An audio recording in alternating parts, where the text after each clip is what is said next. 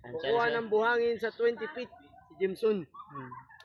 Pag di makakuha ng buhangin, ibig sabihin, wala, di niya abot. Pag di nakakuha ng buhangin, di niya naabot. Di niya kaya yung 20 feet. Pag nakuha, Abot. abot. O sige. Ganun yan. Umpisahan.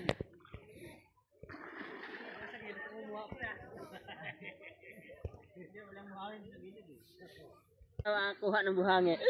Pag di nakakuha ng buhangin sa 20 feet, di niya abot. Pero pag na talaga, Koy. Oo, baka 25 pa nga eh. Baka 7 feet lang yun eh. Okay, go. Yan na. Ito, lalim na to. Sino kasama ko? Panjobi. Parang Joby. Ayan. Kasama ba, pre?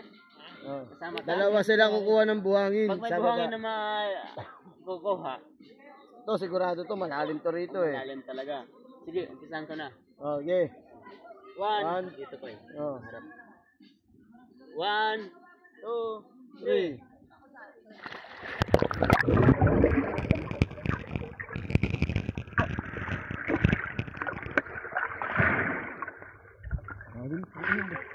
Lalim.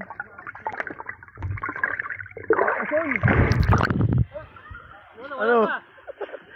Ano? Abot. Pakita mo sa video. Nakaabot. Nakakuha ng buhangin, mga kaibigan.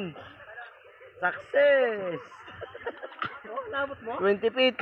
Nakakuha ng buhangin. Malalim. Ilang segundo?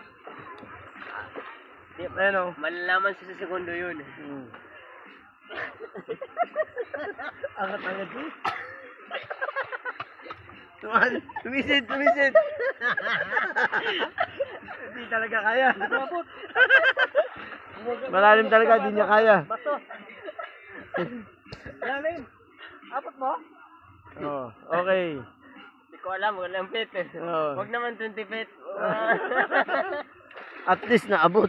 Naabot. Bye.